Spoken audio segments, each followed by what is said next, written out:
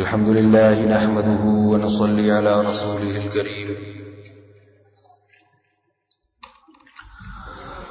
أما بعد فأعوذ بالله من الشيطان الرجيم بسم الله الرحمن الرحيم يا أيها النبي إذا جاءك المؤمنات يبايعنك على أن لا يشركن بالله شيئا ولا يسرقن ولا يزنين ولا يقتلن أولادهن ولا يأتين ببهتان يفترينه بين أيديهن وأرجلهن ولا يعصينك في معروف فبايعهن واستغفر لهن الله إن الله غفور رحيم.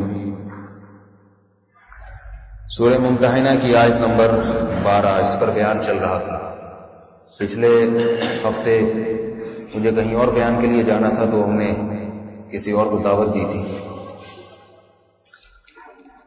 اے نبی جب آپ کے پاس مومن عورتیں آئیں بیعت کرنے کے لیے اور ان باتوں پر بیعت کریں کہ وہ اللہ کے ساتھ کسی کو شریک نہیں کریں گی، چوری نہیں کریں گی، زنا نہیں کریں گی، ولا یقتلن اولادہن اور اپنی اولاد کو قتل نہیں کریں گی، ولا یاتین ببہتان یفترینہ بین ایدیہن وارجلہن اپنی طرف سے کوئی بہتان گھڑ کے کسی پہ نہیں لگائیں گے. کسی پہ تہمت لگا دینا حالانکہ پتہ ہے کہ ہم نے خود گھڑی ہے، اس کی کوئی دلیل نہیں ہے. ولا یعصینک فی معروف اس کے علاوہ دیگر خیر کے کاموں میں بھی آپ کی نافرمانی نہیں کریں گی، شریعت کی اتباع کریں گی. فبایعہن واستغفر لہن اللہ جب یہ معاہدہ کریں تو آپ ان سے کو بیعت کر لیں اور ان کے لیے اللہ سے استغفار کریں. یہ وہ باتیں ہیں جن پر خواتین سے بیعت لی جائے گی. جیسے میں نے عرض کیا کہ یقیناً یہ خرابیاں خواتین میں مردوں کی نسبت ان میں بعض خرابیاں ایسے جو مردوں کی نسبت خواتین میں زیادہ ہوتی ہیں. ان میں ولا یسرقن ولا یزنین تک بیان ہو چکا، چوری اور زنا. یہ جو کام کر رہے ہیں ان کو کچھ دیر کے لیے رکوایا جا سکتا ہے یا یہ دروازے بند کر دیں تاکہ یہ شور کی آواز اندر نہ آئے.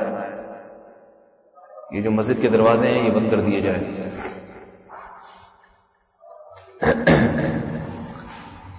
ولا یقتلن اولادہن آج میں اس پر تھوڑی انشاءاللہ روشنی ڈالوں گا. بیعت لیتے ہوئے ان سے معاہدہ کیا جائے کہ اپنی اولاد کو قتل نہیں کریں گے. سوال پیدا ہوتا ہے بھلا کوئی ماں اپنے بچے کو قتل بھی کر سکتی ہے؟ یہ کیسا معاہدہ ہے؟ ماں سے یہ معاہدہ کیا جا رہا ہے کہ ہم تمہیں اس صورت میں بیعت کریں گے کہ تم اپنی اولاد کو قتل نہیں کرو. ماں کبھی بھی اپنی اولاد کو اپنے ہاتھوں قتل نہیں کر سکتی، مگر بعض مرتبہ ماں اللہ کی دین کو، اللہ کی باتوں کو اپنی عقل پہ ترجیح دیتی ہے اور وہ یہ سمجھتی ہے کہ میں نے اگر بچے کو قتل کر دیا تو اس میں میرا بھی فائدہ اور بچے کا بھی فائدہ. ایسی صورت میں مائیں اپنے بچوں کو قتل کرتی رہی ہیں اور آج بھی کرتی ہیں. اور مشرکین مکہ زمانہ جاہلیت کے دور میں یہی کام کیا کرتے تھے. قرآن میں دوسرے مقامات پر بھی ہے وَلَا تَقْتُلُوا أَوْلَادَكُمْ اپنی اولاد کو قتل نہ کرنا. یہ کیوں قتل کرتے تھے؟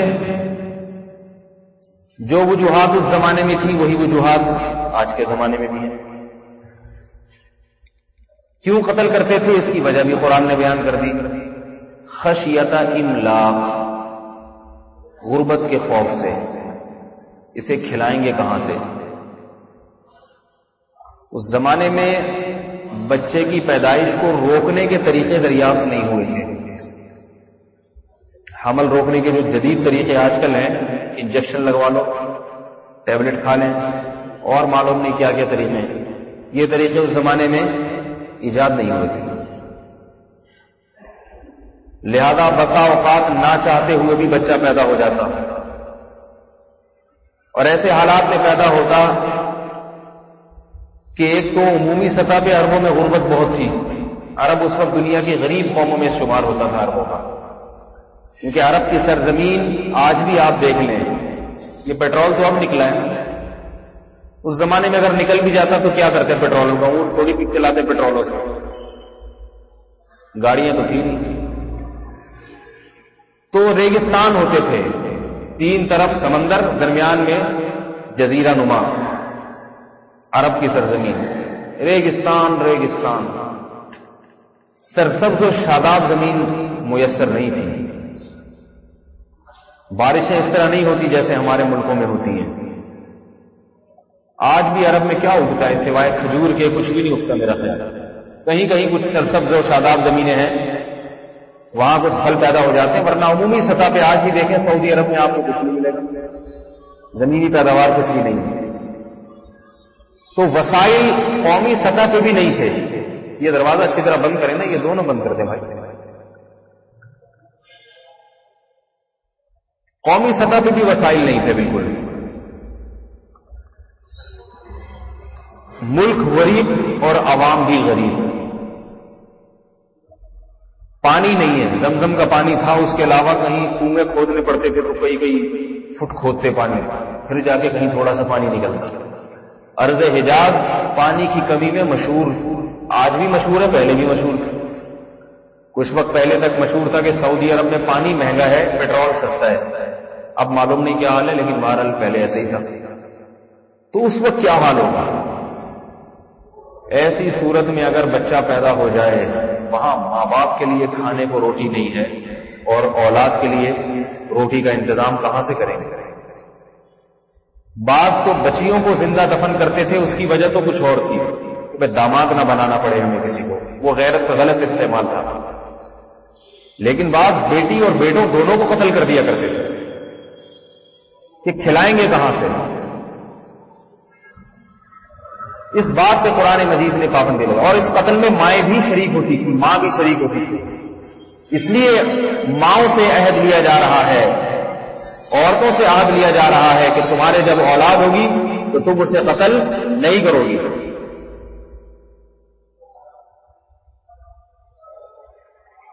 قرآن مجید نے اس بات پر پابندی لگائی اور بتایا کہ تمہارا جو یہ گمان ہے نا کہ یہ ہماری غربت میں اضافے کا سبب بنے گا، یہ تمہارا گمان غلط ہے۔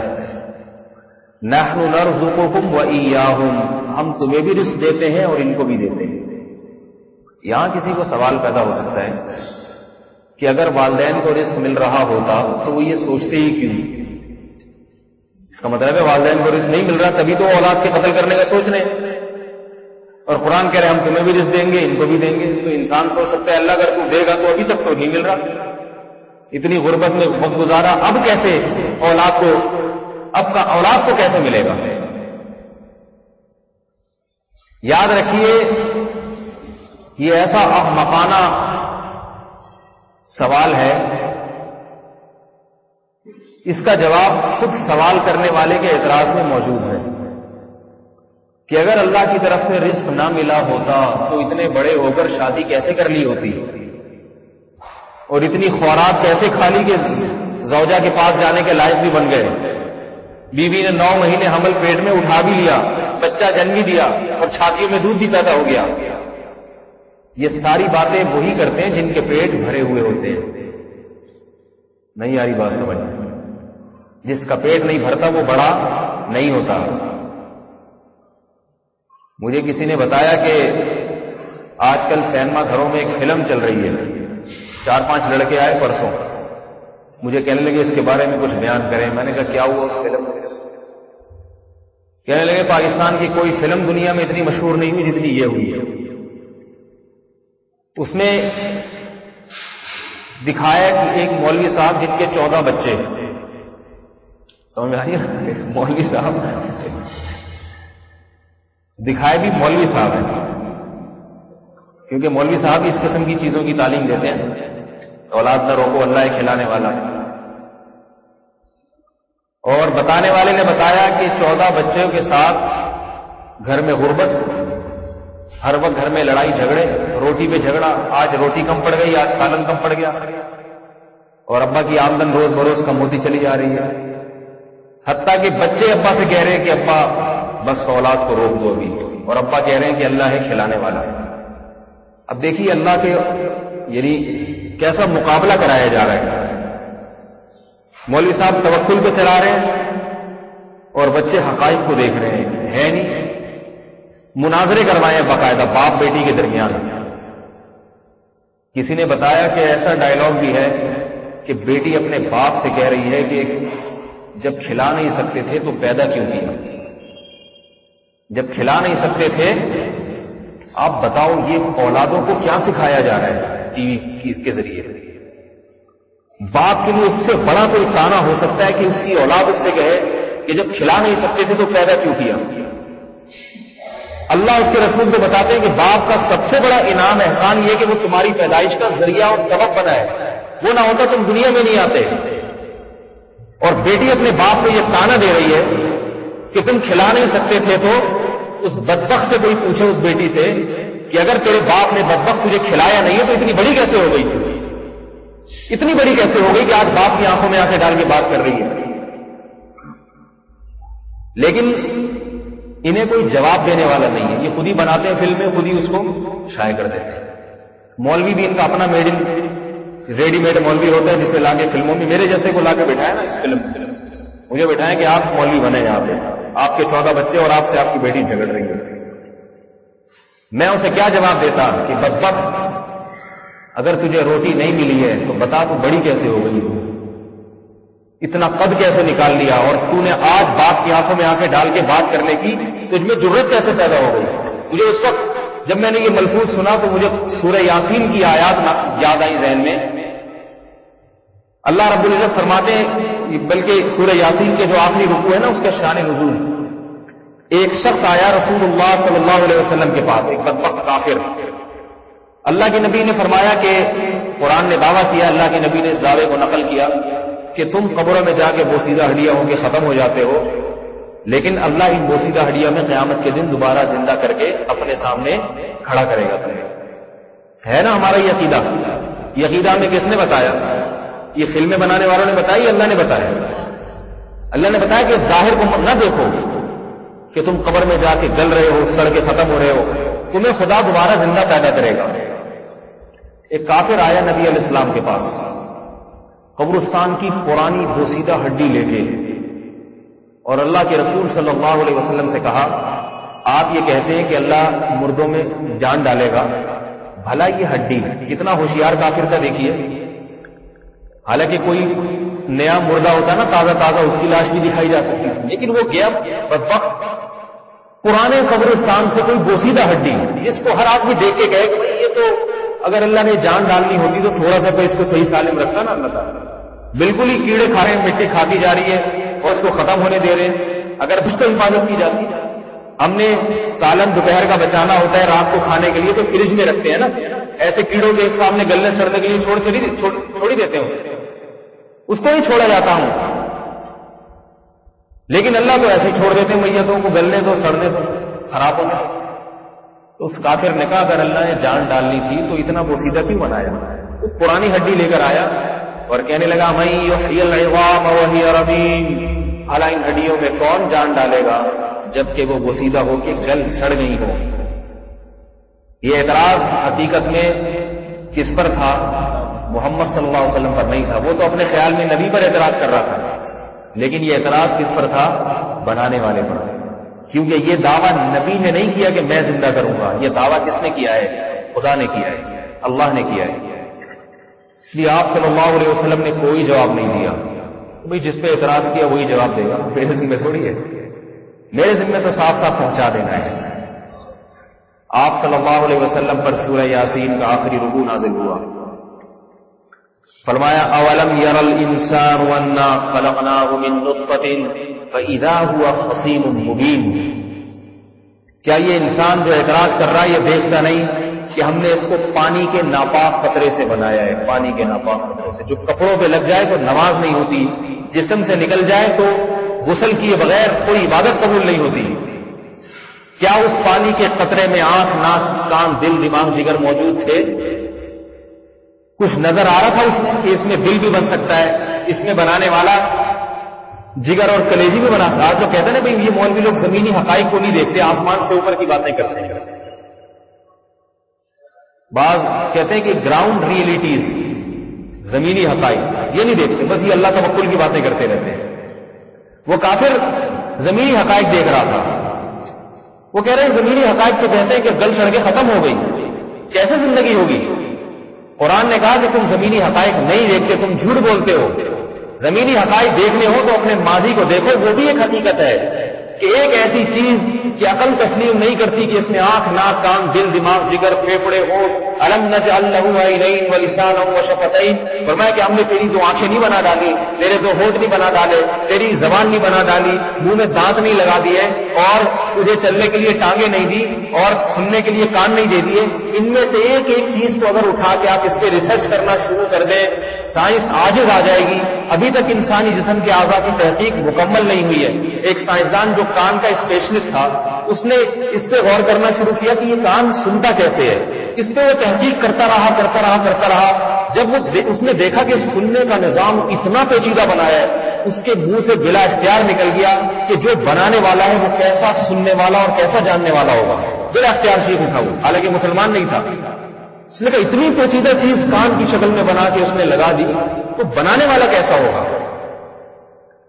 تو میرے بھائی یہ بھی زمینی حقائق ہیں جو ہم خدا کی قدرت اور طاقت اپنی آنکھوں سے دیکھ رہے ہیں.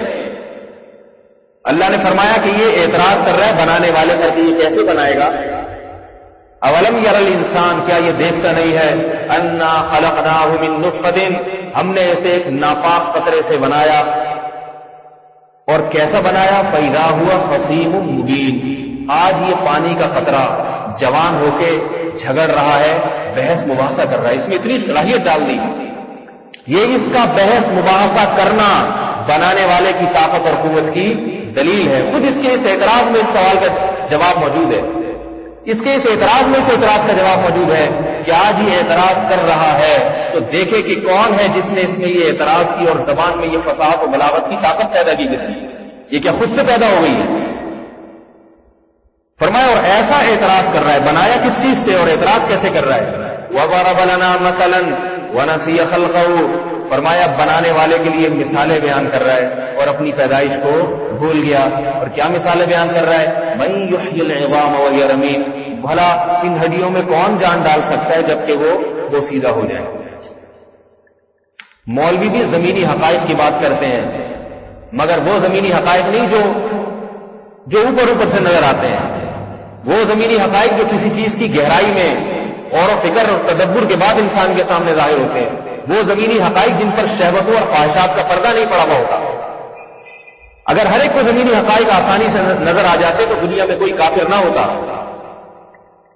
ابو جہل کافر نہ ہوتا, یہودی کفر میں موت واقع نہ ہوتی. اس لیے کہ ان کو اتنی بڑی حقیقت نظر نہیں آئی کہ محمد صلی اللہ علیہ وسلم اللہ کے پیغمبر اور رسول ہے.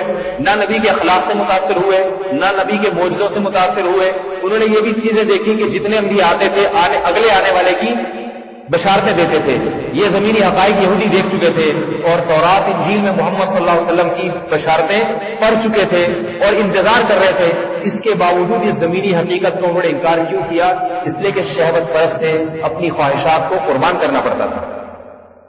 یاد رکھو مولوی بھی زمینی حقیقت کی بات کرتے ہیں, لیکن وہ حقائق جن پر شہوت اور خواہشات کا پردہ نہیں ہوتا. قرآن کیا کہہ رہا ہے؟ فَإِنَّهَا لَا تَعْمَى الْأَبْصَارُ وَلَكِنْ تَعْمَى الْقُلُوبُ الَّتِي فِي الصُّدُورِ. فرمایا بات یہ ہے کہ آنکھیں اندھی نہیں ہوتی, دیکھتے تو سب ہیں, لیکن حقیقت میں وہ دل اندھے ہو جاتے ہیں جو سینوں میں چھپے ہوئے. وہ دل میں غور و فکر کی صلاحیت ختم ہو جاتی ہے. اور کیوں ختم ہوتی ہے؟ خواہشات کی وجہ سے. غور و فکر کریں گے تو خواہشات کو قربان کرنا پڑے گا.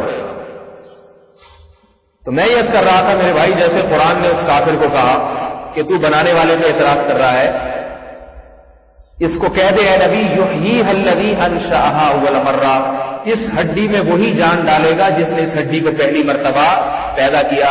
وہو بکل خلق علیم, تم نے ایک طریقے سے پیدا کرنا دیکھا ہے, وہ ہر طرح سے پیدا کرنا جانتا ہے. عقل مند آدمی قیاس کرتا ہے. دیکھو جب کسی بچے کو مار پڑتی ہے تو دوسرا بچہ سوچتا ہے کہ اسے کیوں مار پڑ رہی ہے؟ سوچتا ہے نہیں سوچتا؟ اگر عقل مند ہوگا وہ دیکھتا ہے کہ اگر اس کو اس وجہ سے مار پڑ رہی ہے تو کل میں یہ غلطی کروں گا, مجھے بھی مار پڑ سکتی ہے. اور بیوقوف بچے کو کوئی غرض نہیں ہوگی پڑھنے کو، اس کو پڑھ رہی ہے نا، اس سے یہ لازم تھوڑی آتا ہے کہ مجھے بھی پڑھے. سمجھ میں آ گئی نا بات؟ آپ نے دیکھا کہ پولیس ایک مجرم کو پیٹ رہی ہے، لوگ فوراً پوچھتے ہیں بھائی کیوں ٹھکائی لگ رہی ہے اسے؟ بتاتے ہیں چور تھا پکڑا گیا.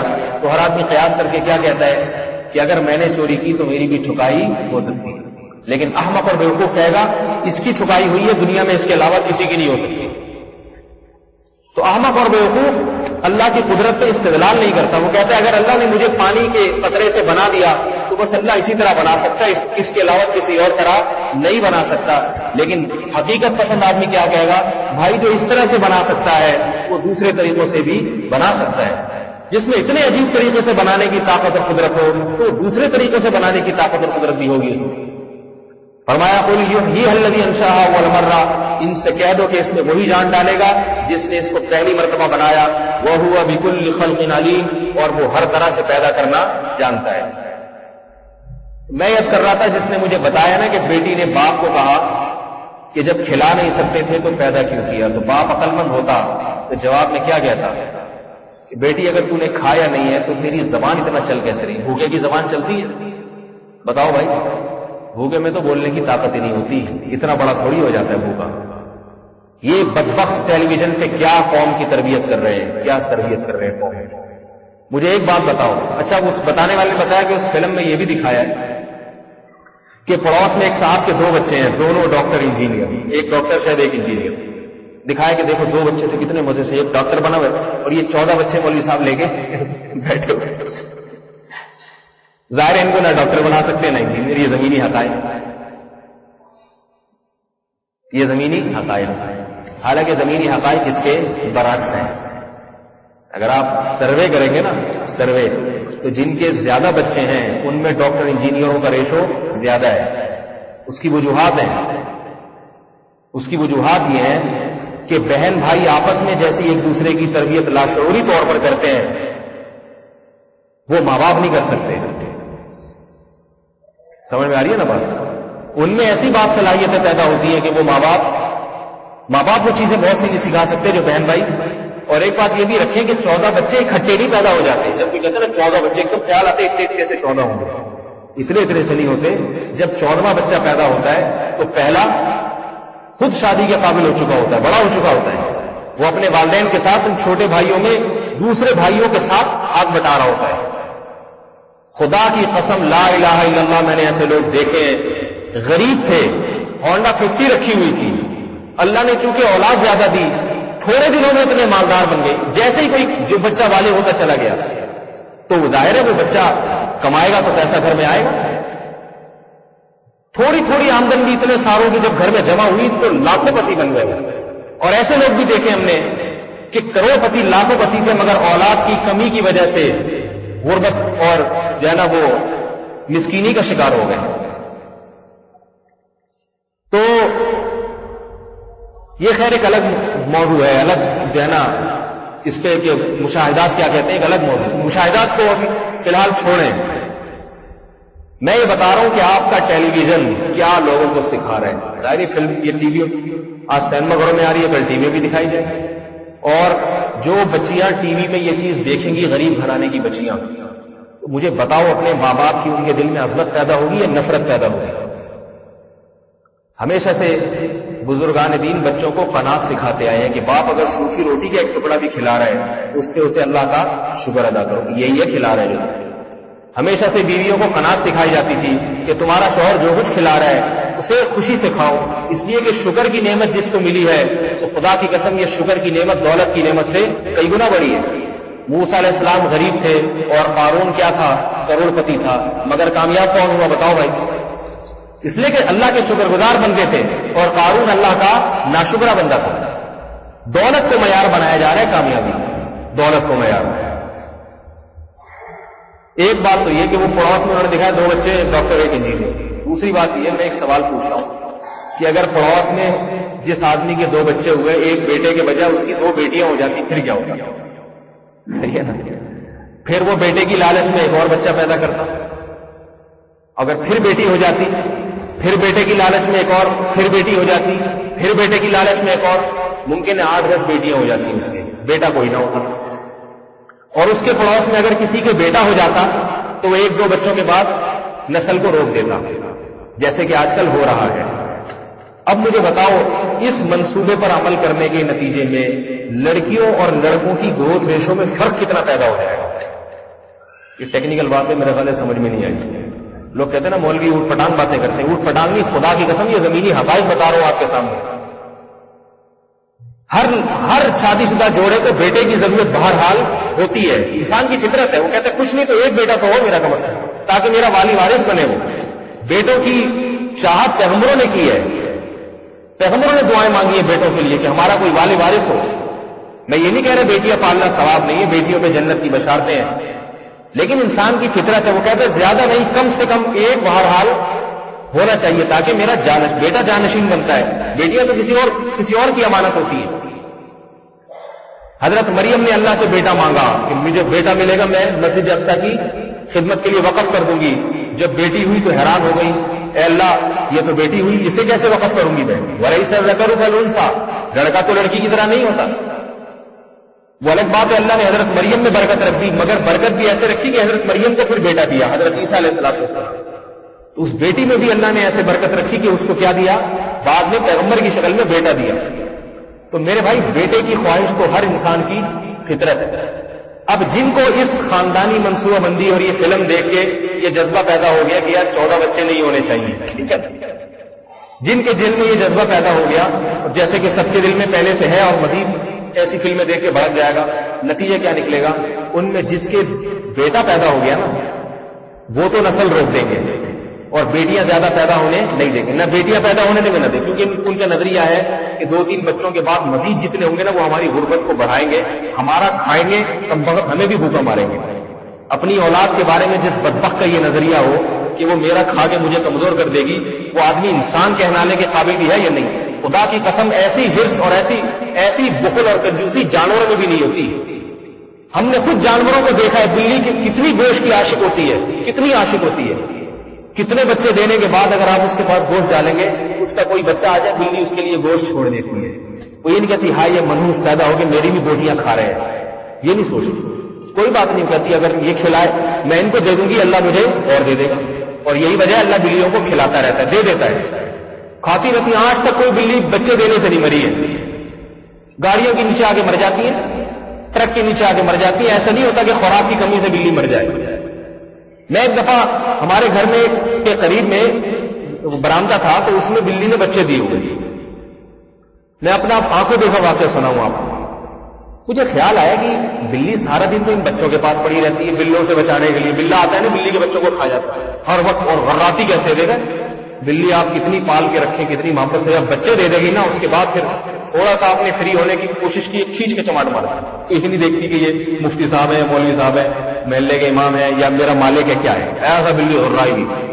یہ کیوں غراتی ہے؟ اسے اپنے بچوں کی محبت کہ میرے بچوں کو کوئی ایسا ہو، یہ مولوی صاحب اپنے احسانات اور اپنے تقوی اور اپنی جناب مرتبے کی وجہ سے کہ میرے کسی بچے کو اٹھا کے نہ لے جائے، وہ نہ کسی کو کچھ نہیں مانتی، ایسا غصہ دیکھا ہے نا بلیوں میں، اپنے اولاد کی محبت میں، اس کی تربیت میں۔ مجھے خیال آیا کہ سارا دن تو یہ ادھر پڑی رہتی ہے، یہ کھاتی کہاں سے ہے؟ یہ اگر یہاں سے کھانے کے لیے جائے گی تو بلا آ جائے گا، 2-4 بچے غائب کر دے گا، ہر وقت بیچاری اس فکر میں، اتنی ٹینشن میں بلے ایک آدھ بچے آ ہی جاتا ہے، کتنی ٹینشن میں، اس کو روزی کیسے ملتی ہے؟ میرے ذہن میں ایک سوال آیا، پھر جواب بھی اس کا آیا کہ بھائی اتنی بلیاں ہیں، بچے پیدا ہوئے ہیں، مل ہی جاتی ہے، لیکن عقل یہ بات مانتی ملتی کیسے؟ اللہ کی قدرت میں اپنے گھر میں اپنے رشتے داروں کی دعوت کر رہا تھا، عید آنے والی تھی، تو میں گیا بازار سے بکرے کا گوشت، مجھے یاد نہیں ابھی، اچھا خاصا میں بکرے کا گوشت خرید کے لایا، بہن بھائیوں کی دعوت کرنے کا پروگرام تھا، چھیچڑے ویچڑے صاف کروا کے نا بہترین گوشت دعوت میں جیسا انسان کھلاتا ہے، اور گوشت بھی بکرے کا۔ موٹر سائیکل پر گیا، گوشت تھیلی لٹکی ہوئی وہیں جہاں بلی کا برآمدہ تھا، وہاں میں نے بائک کھڑی کی اور تھیلی باہر ہی بھول گیا، اٹھ کے گھر آ گیا، مجھے یہی بھول گیا کہ میں گیا کس کام سے۔ آیا گھر میں ٹہل رہے ہیں، چائے وائے پی رہے ہیں، آدھے گھنٹے بعد مجھے یاد آیا نا میں تو گوشت لے کر آیا، این بلی کے سامنے وہ تھیلی لٹکا کے گیا ہوں بھولے سے، ٹھیک ہے۔ جب میں آیا تو بلی جب دیکھا ہوگا نا کھا پی کے تسلی سے جب کھاتی ہے نا تو اپنی زبان سے اپنے دانتوں کو صاف کر رہی ہوتی ہے، جیسے ہم خلال کرتے ہیں. یہ صاف کرنا اس کی علامت ہوتی ہے کہ اب اتنا پیٹ بھر گیا ہے کہ اب مجھے مزید کھانے کی ضرورت ہے، تو خلال کر رہی ہے. تو بیٹھی بھی ہے پھر لیٹی بھی مزے سے خلال کر رہی ہے. 2-4 مجھے بوٹیاں تبرکن اس نے میرے لیے چھوڑ دی کہ آپ لے جائیں، آپ کا بھی کچھ حق بنتا ہے اس میں. اور یہ بوٹیاں بھی شاید اس لیے چھوڑی یہ بتانے کے لیے کہ میرا پیٹ اتنا بھر گیا ہے کہ اب میں یہ نہیں، گریوی بھی نہیں کھا سکتی. ہم تو ہوٹل میں جاتے ہیں نا کھانا کھایا گریوی الگ سے منگواتے ہیں. تو وہ یہ بتا رہی تھی کہ اتنا کھا لیا کہ گریوی کی بھی اب طاقت نہیں ہے. خدا کی قسم مجھے اس وقت خیال آیا کہ یہ میرے خدا نے مجھے بتانے اور دکھانے کے لیے کہ اتفاقی واقعہ نہیں ہے. یہ بولنے کو بہت ساری چیزیں بھول سکتا ہے انسان. چھوٹا گوشت کون بھولتا ہے آج کل، اتنا مہنگا ہوتا ہے. دعوت کے لیے لے کر آئے. مجھے اس وقت خیال آیا خدا کی قسم یہ میرے رب نے مجھے بتانے کے لیے کہ ہم نے جو یہ کہا ہے نا کہ وما من دابۃ الا علی اللہ رزقها، کہ زمین پر چلنے والا کوئی جانور، کوئی چوپایا، کوئی انسان ایسا نہیں ہے جس کے رزق کی ذمہ داری خدا کے ذمہ نہ ہو. یہ مجھے دکھایا کہ ان کی ذمہ داری. تجھے خیال آ رہا تھا نا، کیونکہ اس کو بچے اللہ نے دیے ہیں، یہ فطرت کے نظام کے تحت یہ چلی ہے. تو میرے بھائی یہ زمینی حقائق ہیں، سمجھ میں آ گئی نا بات. گراؤنڈ ریئلٹیز کہتے ہیں نا اس کو آج کل، زمینی حقائق کہتے ہیں. مولوی صاحب جو ہے نا گراؤنڈ ریئلٹیز کو نہیں جانتے. یہ کیا ہوتی ہے؟ ایسی ہوائی باتیں کرتے ہیں آسمان کے اوپر. پہلی بات تو یہ کہ اب جس کے 2-3 لڑکے ہو جائیں گے وہ تو بند کرا دیتا ہے اولاد کہ بھائی 2-3 ہو گئے بس بہت، یہ ایک بیٹا ایک بیٹی ہو گئی. جس کے نہیں ہوئے وہ پیدا ہونے دے گا. نتیجہ یہ نکلتا ہے کہ لڑکوں کا گروتھ ریشو تو زیادہ نہیں بڑھتا، لڑکیوں کا بسا اوقات بہت زیادہ بڑھ جاتا ہے. ایسے لوگ بہت ہیں جن کے 9-9 10-10 بیٹیاں. خود کہتے ہیں اس فلم میں یہ دکھایا کہ 14 بیٹیاں ہیں اور بیٹا کوئی نہیں. جس کے بیٹا ہو جائے وہ تھوڑی پیدا ہونے دے گا، وہ روک لیتا ہے. اس کا نتیجہ کیا نکل رہا ہے کہ لڑکیوں کی شرح زیادہ ہو گئی ہے اور لڑکوں کی شرح پیدائش کم ہو گئی ہے. جن ملکوں میں بھی یہ منحوس رسم چلی ہے نا خاندانی منصوبہ بندی کی، ان ملکوں میں لڑکیوں کی جو گروتھ ریشو اتنا زیادہ بڑھ گیا ہے اور لڑکوں کا کم ہو گیا، سوائے 2 ملکوں کے، چائنا میں اور انڈیا میں. چائنا اور انڈیا 2 ایسے ملک ہیں جہاں خاندانی منصوبہ بندی بھرپور طریقے سے اس پر عمل کیا جاتا ہے، مگر اس کے باوجود وہاں لڑکے زیادہ ہیں عورتیں کم ہیں. آپ حیران ہوں گے وہاں ایسا کیوں ہے؟ سوال پیدا ہوتا ہے کہ بھئی جس کے بیٹیاں نہیں ملتی تو وہ کیا کرتا ہے. ہمارے یہاں تو جس کو بیٹا نہیں ملتا وہ بیٹے کی لالچ میں کنبا بڑھاتا چلا جاتا ہے. ایسا ہوتا ہے نا ہمارے یہاں، چلو جی تیسری بیٹی کے بعد ہو سکتا ہے اب مل جائے، ہو سکتا ہے، اس چکر میں 6 بیٹیاں ہو جاتی ہیں. تو وہ لوگ کیا کرتے ہیں؟ وہ بہت آسان حل ہے، وہ اپنی اولاد کو قتل کرتے ہیں ماں کے رحم میں، جس سے قرآن نے منع کیا. یہ جو آیات ابھی میں پڑھ رہا ہوں، وَلَا تَقْتُلُوا أَوْلَادَكُمْ خَشْيَةَ إِمْلَاقٍ، اولاد کو جیسے پیدا ہونے کے بعد قتل نہ کرنا حرام ہے، ماں کے پیٹ میں قتل کرنا بھی بالکل اسی طرح سے حرام ہے. وہ لوگ قتل کر دیتے ہیں، لیکن یہ قتل اتنے مہذب طریقے سے ہوتا ہے کہ ان دونوں ملکوں کی اقوام پر قتل کا دھبا بھی نہیں لگتا. دیکھو بچہ پیدا ہونے کے بعد اب چھری سے مار دیں گے، زہر پلا دیں گے، ساری دنیا کہے گی مار دیا. اور اگر بچہ ماں کے پیٹ میں ہو، اس میں جان پڑ چکی ہو، اس کے بھی وہی حقوق ہیں جو ایک باہر جو دنیا میں آنے والے بچے کے ہوتے ہیں، اس کو بھی مارنا حرام ہے، اس کو بھی دیت لازم ہے. شریعت میں اجازت نہیں ہے کہ ایک بچے میں جان پڑ گئی ماں اس کو مار دے، اس میں زندگی ہے. بچہ باقاعدہ حرکت کرتا ہے ماں کے بطن میں، اور میں نے خود سائنسدانوں کی تحقیق پڑھی، ماں کے پیٹ سے بچہ باہر کے ماحول کی آوازیں سن کے سیکھنا شروع کر دیتا ہے. سائنسدان نے باقاعدہ تحقیق کی ہے اور اس پہ ایک مضمون آیا، اس کا میں نے خود پڑھا کہ بچہ مادری زبان بہت اچھی سیکھتا ہے. اس کی وجہ یہ ہے کہ جب سے اس میں روح پڑی ہوتی ہے وہ اپنی ماں کو بولتا دیکھتا ہے، دیکھنے سے مراد یعنی اس کو علم ہوتا ہے، اسی وقت سے وہ چیزیں پک کرنا شروع کر دیتا ہے ماں کے بدن میں، ماں کے پیٹ میں. تو میرے بھائی اس کو مارنا بھی قتل ہے. چائنا اور انڈیا میں کیا ہوتا ہے کہ بچیاں جب الٹرا ساؤنڈ کرواتے ہیں دیکھتے ہیں کہ اگر بیٹا ہے آنے دو، پیدا ہونے دو، اگر بیٹی ہے جان سے مار دو اس کو. اور اتنے بھیانک طریقے، کیونکہ اس میں جان پڑ چکی ہوتی ہے، اتنے بھیانک طریقے سے اس کو مارا جاتا ہے کہ جان کسی سے زندگی چھین لینا آسان کام نہیں ہے. بعض نے بتایا باقاعدہ ماں کے رحم میں برچھا داخل کر کے اس بچی کے سر پہ مارا جاتا ہے، ایسے ایسے طریقوں سے. یہاں وہ آیت یاد آتی ہے ہمیں قرآن مجید کی، وَإِذَا الْمَوْءُودَةُ سُئِلَتْ بِأَيِّ ذَنبٍ قُتِلَتْ، فرمایا جس دن زندہ دفن کی ہوئی بچی سے خدا خود پوچھے گا بتا تجھے کس جرم میں قتل کیا گیا، اور اللہ اس کا انتقام لے گا. یاد رکھو ماں کے پیٹ میں جن بچیوں کو قتل کیا جا رہا ہے، حمل کو گرایا جا رہا ہے، ان بچیوں کا کوئی پوچھنے والا نہیں. بچی تو وہ تو کچھ بھی، اس میں تو عقل نہیں ہوتی، لیکن خدا قیامت کے دن ان بچیوں کی طرف سے وکیل بن کے پوچھے گا کہ میں نے تجھے دنیا میں لانے کے لیے سلیکٹ کر دیا تھا، تیری سلیکشن ہوئی تھی، تجھ میں روح ڈالی گئی اس لیے کہ تو دنیا میں آئے گی، اور تیری ماں نے تجھے اپنے بدن میں ضائع کر دیا، تو بتا تجھے دنیا میں آنے سے کس نے روکا، کیوں روکا؟ دنیا میں کسی نے انتقام نہیں لیا، لیکن آج میں تیری ماں سے انتقام لوں گا، تیرے باپ سے پوچھوں گا کہ یہ جرم تم نے کیوں کیا ہے. یاد رکھو جن بے ایمانوں کا آخرت پر ایمان نہیں ہے وہ ایسی بدبخت حرکتیں کرتے رہیں گے اور ایسی فلمیں بناتے رہیں گے، دکھا رہے ہیں فلمیں دنیا کو، بڑے خوش ہو رہے ہیں. لیکن جس کا ایمان ہے کہ مجھے خدا کے سامنے جواب دینا ہے، بتاؤ وہ ایسا جرم کر سکتا ہے کیا؟ ایسی بدبخت حرکت کبھی بھی نہیں کر سکتا. تو میرے بھائی آپ اپنے گھروں سے اس ٹی وی کے زہر کو نکالیں. ایسی چیزیں اگر آپ ٹیلی ویژن پہ دیکھیں گے تو کبھی توقع نہ رکھیں کہ آپ کی اولاد آپ کی فرما بردار بنے گی. اور یاد رکھو جب خدا غربت دینے پر آئے تو 2 بچوں میں بھی غربت دیتا ہے. ایسے لوگ نہیں ہے کہ ایک ہی بچہ لیکن غریب، بلکہ میں تو ایسے لوگوں کو جانتا ہوں کہ سرے سے اولاد ہوئی نہیں پھر بھی غریب ہے، کھانے کو روٹی نہیں، حالانکہ اولاد سرے سے کچھ چاہ رہے ہیں کہ اولاد ہو جائے، مر نہیں ہوتی. اور ایسے لوگ ہیں 8-8 10-10 بچے. میرے ایک جاننے والے میرا شاگرد ہے، تو مجھے کسی نے بتایا کہ آپ کی درسگاہ میں ایک لڑکا بیٹھتا ہے، وہ لوگ 30 بہن بھائی ہیں. کتنے؟ 30. میرا خیال تھا کہ جب 30 بہن بھائی ہیں تو یقیناً خوراک کی کمی ہوئی ہوگی. وہ تو اتنے باریک باریک بہن بھائی ہوں گے کہ دیکھنے سے نظر بھی نہ آ رہے. ٹھیک ہے، دنیا تو یہی کہتی ہے. کوئی 30 کا خرچہ اٹھانا آسان کام ہے ماں باپ کے لیے اس دور میں، اور رہنے والا بھی کراچی کا. تو میں نے اس کو بلوایا، میں نے کہا وہ کدھر ہے بھائی؟ دیکھا لال سرخ پلا پلایا ٹماٹر کی طرح، اتنا صحت مند کہ شاید پوری جماعت میں اس سے زیادہ صحت مند کوئی بھی نہیں. میرا دل کر رہا تھا میں اس کو میڈیا میں لاؤں. ٹھیک ہے نا، میرے تو تعلقات نہیں ہیں، جیو پہ لے کر آؤں، اس پہ کوئی فلم بناؤ بھائی ایسے بچوں سے. میں نے کہا یار تم اپنے گھر کی مجھے زیارت، 15 بھائی ہیں 15 بہنیں ہیں، 15 کا پورا عجیب ریشو چل رہے ہیں. ٹھیک ہے نا. ابھی پچھلے سال مجھ سے ملاقات کے لیے آئے میرے گھر، میں نے کہا ماشاءاللہ آپ لوگ 30 بہن بھائی کہہ رہے ہیں، اب 33 ہو گئے. اب کتنے ہو گئے؟ والد صاحب کی 3 شادیاں. میں اس کے گھر گیا باقاعدہ، گھر کوئی لاکھوں پتی نہیں ہے، وہ لوگ اتنے مالدار نہیں ہیں. ان کے والد صاحب سے میں ملا، میں نے ان کے گھر سودا آتے ہوئے دیکھا ٹرالیوں میں آ رہے ہیں. ہم تو لاتے ہیں نا آٹا ایک بوری ادھر کندھے پہ، زیادہ زیادہ ایک بائیں کندھے پہ، وہ بوریاں نہیں، ایسے نہیں لا سکتے وہ لوگ. ارے اتنا تو ایک ٹائم پہ ختم ہو جاتا ہے. والد صاحب سے میں نے انٹرویو لے، کہہ رہے میں ایک اور بھی کرنے والا ہوں. کہہ رہے میں نے دیکھا اللہ کھلا رہے تو ٹھیک ہے نا، کھلا. یہ زمینی حقائق ہیں جو میں نے خود مشاہدہ کیا. ایک اور ہمارا ساتھی تھا میرا شاگرد، اس کے بارے میں کسی نے بتایا یہ لوگ 23 بہن بھائی ہیں، تو 16 لڑکے اور باقی لڑکیاں.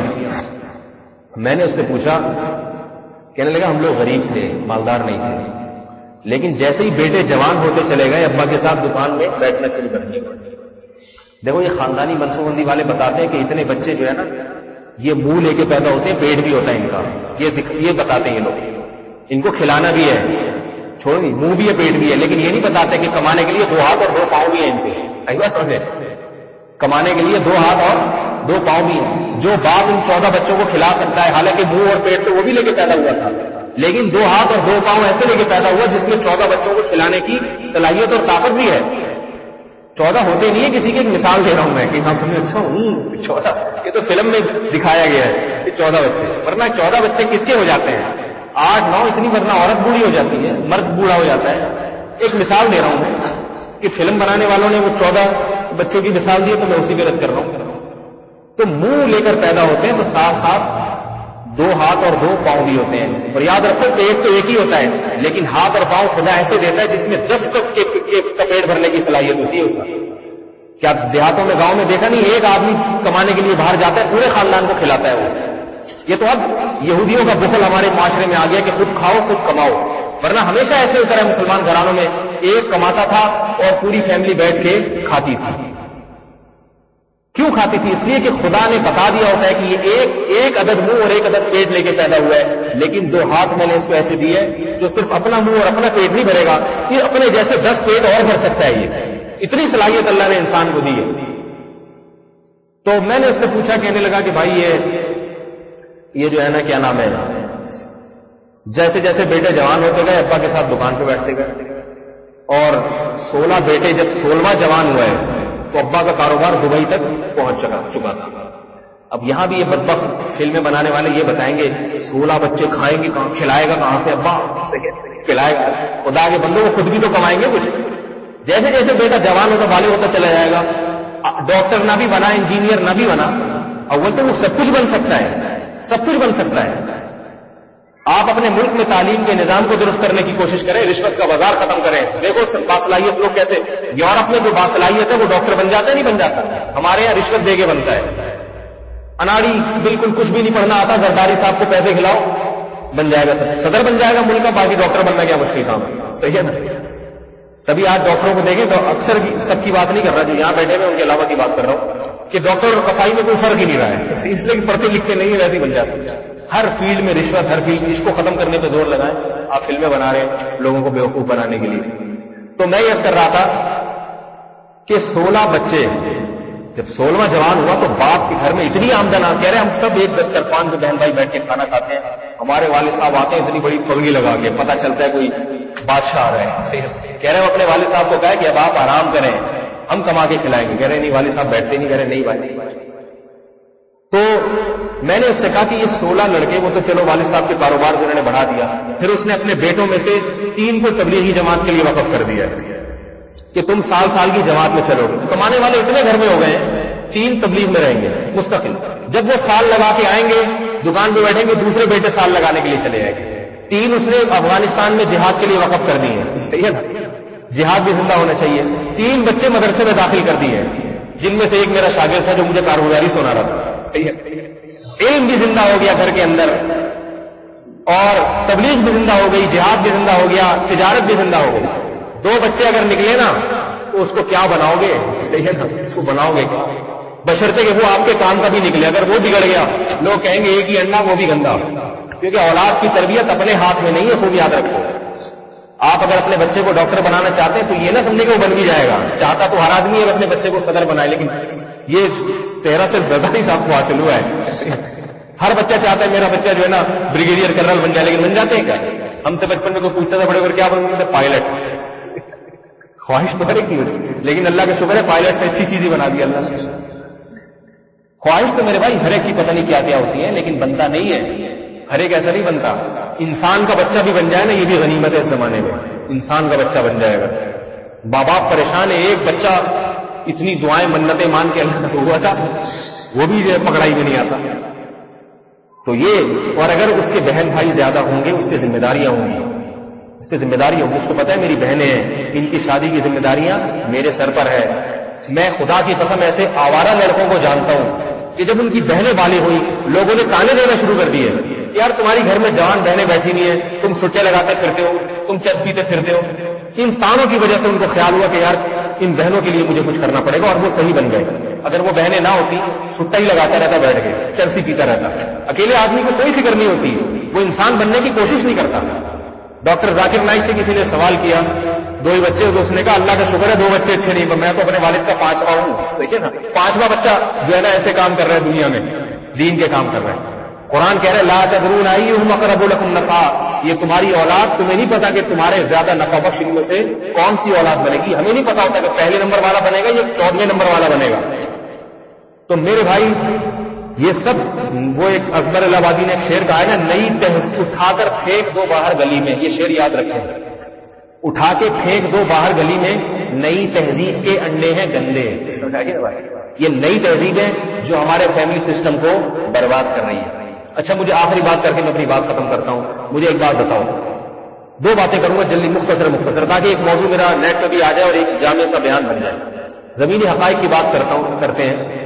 مجھے ایک بات بتاؤ, اگر خدا نے ان بچوں کی روزی اپنے ذمہ نہ لی ہوتی, دیکھو بچے کی ولادت سے پہلے بھی ماں روٹی کھاتی ہے, دودھ بنتا ہے اس سے ماں کی شادیوں میں. بتاؤ بھائی یہ کیا بات ہے, ماں کی ولادت ہوئی اب روٹی کھائے گی تو دودھ بھی بنے گا. یہ دودھ کون بنا رہے ہیں, ڈاکٹر بنا رہے ہیں یا فلمیں بنانے والے بنا رہے ہیں؟ خدا اپنی طاقت اور قدرت سے ماں کی چھاتیوں میں دودھ لے آتا ہے, بتاتا ہے کہ اب یہ روٹی ضائع نہیں ہوگی, اب اسی روٹی سے میں تیرے بچے کے لیے دودھ کا انتظام کروں گا. جو اندھا ہوتا ہے نا عقل سے, وہ یہ کہتے ہیں کہ بس خدا دودھ ہی پلا سکتا ہے، بچوں کی اسکول کی فیسوں کا انتظام نہیں کر سکتا، کنوینس کا انتظام نہیں کر سکتا، تعلیم کا انتظام نہیں کر سکتا، رہائش کا انتظام نہیں کر سکتا، بس خدا میں اتنی ہی طاقت ہے کہ دودھ پلا سکتا ہے، روٹی سے دودھ بنا کے۔ لیکن جو عقل مند ہوتے ہیں وہ کہتے ہیں جب بچے کو دودھ کی ضرورت تھی خدا نے دودھ پیدا کر دیا، لہذا جب بچے کو تعلیم کے لیے پیسوں کی ضرورت ہوگی خدا تعلیم کے لیے پیسوں کا انتظام اس اولاد کے لیے کرے گا، جب بچے کو علاج کے لیے پیسوں کی ضرورت ہوگی جس خدا نے روٹی سے دودھ پیدا کر دیا وہ خدا یقیناً اس کے علاج کے پیسے کرے گا، اور اگر خدا نہیں کر رہا علاج کے پیسے، خدا فیسوں کے پیسے نہیں بھر رہا، اس میں یقیناً کوئی حکمت ہوگی، اس لیے کہ وہ طاقتور بھی ہے قدرت والا بھی ہے، یقیناً کوئی حکمت اور مصلحت ہے کہ مجھے وہ آزمائش میں ڈالنا چاہتا ہے۔ میرے بھائی یہ عقل کے اندھے لوگ ہیں، شہوت پرست لوگ ہیں، یہ ان لوگوں کو اگر حکومت دے دی جائے نا کہ وہ فلمیں اس طرح کی بنا رہے ہیں، یہ تو وہ لوگ ہیں، وہ بدبخت لوگ ہیں جو معاشرے میں زنا کو رائج کرنا چاہتے ہیں، ان کے ہاں تو نکاح اور پاکدامنی، اس میں برقعوں کا بڑا مذاق اڑایا ہے، اس فلم میں برقعے کا مذاق اڑایا تاکہ عورت کو بتائے کہ آزاد ہو جاؤ، اپنے حقوق کا مطالبہ کرو۔ جا کے دیکھو نا یورپ میں عورت اپنے حقوق کا کیا مطالبہ، کیا بدبخت زندگی گزر رہی ہے یورپ میں جو عورتیں ہیں نا، جو چند ایک وزیر اعظم بن گئی وہ تو بڑی زبردست نظر آتی ہیں، باقی عام حالات جو انگریز عورتوں کے ہیں وہ ذرا جا کے کسی سے پوچھو، وہاں عورت کو نہ کوئی بیٹی بنانے کے لیے تیار، نہ اسے ماں کی محبت ملتی ہے، نہ بہن کی محبت ملتی ہے، اور نہ بیوی کی محبت ملتی ہے، کچھ بھی نہیں ملتا۔ یہ برقع اتارنے کا نتیجہ ہے۔ شریعت نے، میں ایک عجیب حدیث پڑھ کے حیران ہوا، رسول اللہ صلی اللہ علیہ وسلم نے عورتوں کو حکم دیا، صحیح حدیث ہے، کہ اپنے شوہر کے سامنے کسی عورت کے حسن و جمال کو بیان نہ کریں، یہ صحیح حدیث ہے۔ اللہ کے نبی نے عورت کو حکم دیا کہ اپنے شوہر کے سامنے کسی عورت کے حسن و جمال کو بیان نہ کریں، کیوں؟ تاکہ ایسا نہ ہو کہ وہ مرد کے دل میں اپنی بیوی کی قدر کم ہو جائے اور اس کی دل میں اس عورت نامحرم عورت کی طرف میلان بڑھ جائے، زنا میں بھی پڑ سکتا ہے، فتنے میں بھی پڑ سکتا ہے، اس کا نقصان کس کو ہوگا؟ اس کی بیوی کو ہوگا۔ اب مجھے ایک بات بتاؤ، یہ وہ دور تھا جس وقت عورتیں بے پردہ نہیں گھومتی تھی، برقعے میں رہتی تھی، مرد کو دیکھنے کے لیے کوئی عورت ملتی نہیں تھی سوائے اپنی بیوی اور بہنوں کے سوا۔ اب اگر کوئی عورت اس کے سامنے کسی دوسری عورت کے حسن و جمال کو بیان کرے گی تو اس کا نقصان کس کو ہوگا؟ اس کی بیوی کو۔ اب پردہ عورتوں نے اتار دیا۔ اب اگر کوئی عورت مرد کے سامنے کہنا فلانی اتنی اچھی کہے گی، تو اتنی اچھی میں صبح سے لے کے رات تک اس سے 10 گنا اچھیوں کو دیکھ کے آ رہا ہوں، صحیح ہے نا، بغیر برقعے کے۔ ایک مرتبہ بیوی اگر حسن و جمال کو بیان کرے اپنے شوہر کے سامنے، اس کا عورت کو نقصان ہوتا ہے۔ تو جو مرد انٹرنیٹ پہ اور ٹیلی ویژن میں، فلموں میں اور دفتروں میں صبح و شام بے پردہ عورتوں کو دیکھتا ہوں، ان کے حسن و جمال کا مشاہدہ کرتا ہوں، بتاؤ اس مرد کے دل میں اپنی بیوی کی ذرہ برابر بھی قدر و منزلت رہے گی؟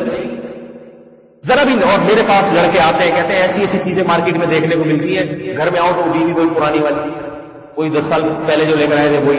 ایک آدمی مجھے کہنے لگا پتہ نہیں شکل ہی نہیں بدلتی ان کی، ایسی سی۔ کون بیوی سے محبت کرے گا؟ عورت کو شوہر کی محبت کی ضرورت ہے یا نہیں ہے؟ اس کی کیا زندگی اگر شوہر کی محبت نہ کرے؟ یہ کہہ رہی ہے برقعے اتارو، آزاد زندگی گزارو۔ تو آزاد زندگی گزارو گے تو خدا کی قسم عورت قید والی زندگی گزارے گی، اسے کسی کی محبت نہیں ملے گی، اسے صرف شہوت پرستی والے ایسے مرد ملیں گے جو شہوت پوری کرے، اس سے شہوت پوری کرے۔ آج کسی نے میسج بھیجا عجیب و غریب، پہلے تو اقوال زرعی ہوتے تھے نا، آپ موبائل میں زیادہ مصروف نہ رہے تو تاکہ اب جو اب زرعی آ رہے ہیں نا وہ اس صدی کے حساب سے ٹیکنیکل قسم کے آ رہے ہیں۔ آج کسی نے میسج بھیجا آپ موبائل میں زیادہ مشغول نہ رہیں، ایسا نہ ہو کہ قریب سے کوئی لڑکی گزرے آپ کو پتہ ہی نہ چلے۔ یہ بتائیں، اتنے موبائل ایس ایم ایس میں مشغول رہیں گے تو یہ آپ کا موقع حاصل ہے۔ یہ ایس ایم ایس، اور یہ تو کسی نے مزاحیہ بنایا لیکن حقیقت آج کل ایسی ہے۔ مرد لڑکے کی نظر میں سوائے لڑکیوں سے دوستی اور اپنی شہوت، شادی بند کرنے کے لیے تیار نہیں ہوتا۔ اگر شادی کے لیے تیار ہوتا تو آج لڑکیوں کی اتنے مسائل تھوڑی ہوتے ہیں، سب لڑکیوں کی بڑے آرام سے شادی ہو رہی ہوتی۔ شادی نہیں کرے گا کیونکہ اس کو پتا ہے بازار میں رنگ برنگی اتنی بے پردہ مجھے زنا کے لیے مل جائیں گی، شادی کی ٹینشن کون لے گا بھائی اپنے سر پہ۔ تو خدا کے لیے یہ شعر یاد رکھو، اٹھا کر پھینک دو باہر گلی میں، نئی تہذیب کے انڈے ہیں، بولو بھائی گندے، صحیح ہے نا۔ یہ جو فلمیں آ رہی ہے نا سینما گھروں میں دکھایا جا رہا ہے مولوی صاحب کے 14 بچے اور پریشان، یہ نئی تہذیب کے گندے انڈے ہیں جو ہمارے معاشرے میں ایسی فلمیں بنانے والے دے رہے ہیں۔ یہ چاہتے ہیں ہمارے ہاں باپ بیٹی کے رشتے ختم ہو جائیں، ارے ہم میاں بیوی کے بہن بھائیوں کے رشتے ختم۔ جب بچے ہی نہیں ہوں گے تو بہن بھائیوں کی وہ محبت کہاں ہوگی؟ کہاں بہنوں کی ذمہ داریاں بھائیوں کے گردن پہ پڑیں گی، اور کہاں بھائی جو ہے وہ بہنوں کی فکر کریں گے، اور کہاں بھانجے بھتیجوں کا نظام وجود میں آئے گا، کہاں چچا ماموں خالہ کا نظام وجود میں آئے گا؟ تو دو ہی ہوں گے۔ اور ایک سب سے بڑا نقصان اس کا کیا ہوتا ہے، جب آپ نے یہ سمجھ لیا کہ بچہ ہونے سے غربت ہوتی ہے، قربت ہے تو آپ اپنی بہن کے بچے پالنے کے لیے ہو جاؤ گے اگر وہ بیوہ ہو جائے؟ بتاؤ بھائی. جب آپ کی ان فلموں نے یہ ذہن سازی کر دی کہ اپنے 3-4 بچے اگر ہو جائیں تو روٹی نہیں کھانے کو ملے گی، تو اگر بہن بیوہ ہو گئی، بھائیوں کی بہنیں بیوہ ہوتی ہیں، اس کے بچے یتیم ہوتے ہیں، شریعت بھائیوں کے ذمہ ڈالتی ہے کہ ان بچوں کی کفالت کرو. ڈالتی نہیں ڈالتی؟ یا جو مرنے والا ہے اس کے بھائیوں کے ذمہ ڈالتی ہے کہ اس کی کفالت کرو. اب ان فلموں نے یہ ذہن بنا دیا کہ اپنے بچے مجھے غریب کر دیں گے تو بہن کے بچے تو پھر بہن کے. صحابہ کرام اتنی غربت کے باوجود بیوہ عورتوں سے شادی کر کے ان کے بچوں کو پالتے تھے ان کے بچوں کو. کیوں؟ اس لیے کہ محمد صلی اللہ علیہ وسلم نے فرمایا کہ جس نے یتیم بچے کے سر پہ ہاتھ پھیرا وہ جتنے ہاتھ کے نیچے بال آئیں گے قیامت کے دن اتنی نیکیاں ملے گی. تو صحابہ نے سوچا کہ جس نے یتیم کی کفالت کی اس کو کیا ملے گا، بچے کو پالا اس کو کیا ملے گا. تو بتاؤ کوئی یتیم بچے کو پالے گا اپنے سگا. میں خود دیکھ رہا ہوں کہ جب سے یہ خاندانی منصوبہ بندی کی تحریکیں چل رہی ہے، خدا کی قسم سگا بھائی مر جاتا ہے نا، سگا بھائی، اس کے چھوٹے چھوٹے بچے ہو تو دوسرا زندہ بھائی اس کے بچوں کو پالنے کے لیے تیار نہیں ہوتا. کہتے کیوں پالوں، میں نے اپنے ہی کو مشکل 2 پیدا کر کے اتنی مشکلوں سے تو روکے تھے، اب یہ فٹیک میں اپنے سر پہ کیوں. اور جس کا یہ نظریہ نہ ہو، جس کا نظریہ حضرت عمر کا یہ قول ہو اکثروا من عیالکم فإنکم لا تدرون بمن ترزقون. حضرت عمر نے فرمایا اہل و عیال کثرت سے رکھا کرو، اس لیے کہ تمہیں پتہ نہیں کہ اللہ کس کی وجہ سے تمہارے جسم میں برکت دے. بعض دفعہ بچہ ایسا پیدا ہو جاتا ہے اللہ چاہتے ہی خوب کھائے، لہذا اللہ کی باپ کی آمدن کو ڈبل کر دیتے ہیں اس کو کھلانے کے، بچے کو کھلانے کے لیے. تو جس کا یہ نظریہ ہوگا وہ یتیم بچوں کو بھی پالے گا. کہے گا ہو سکتا ہے بھائی جو میں آج غربت کا شکار ہوں، مہنگائی کا شکار ہوں، ممکن ہے اللہ اس بچے کی برکت سے مجھے دینا شروع کر دے. وہ یہ سوچے گا نا، ممکن ہے اس بچے کی کفالت کروں گا شاید اللہ میرے رزق میں برکت دے دے. وہ رزق میں برکت کے لیے یتیم بچوں کو پالے گا.